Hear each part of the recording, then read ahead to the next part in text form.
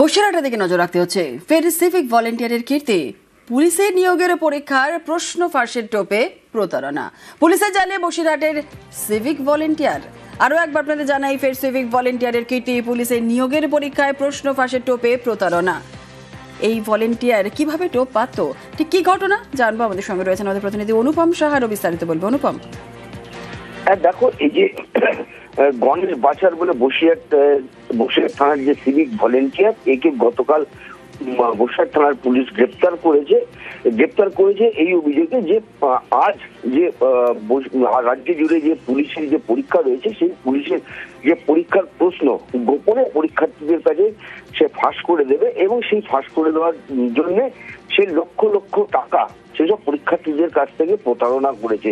এবং এই সূত্র মারফত বসিরহাট থানার পুলিশ জানতে পারে এবং জানতে পারার পরে 2 থেকে 3 জন পরীক্ষার্থীকে জিজ্ঞাসাবাদের জন্য গতকালই বসিরহাট থানার পুলিশ তুলে নিয়ে আসে এবং তাদের কাছে বিভিন্ন রকম ভাবে জিজ্ঞাসাবাদ করে পুলিশ জানতে পারে এই গণেশ বাছারের নাম। এই গণেশ বাছারকে পুলিশ তারপর তুলে এনে জিজ্ঞাসাবাদ করলে গণেশ বাছার পুরো বিষয়টাই স্বীকার করেছে।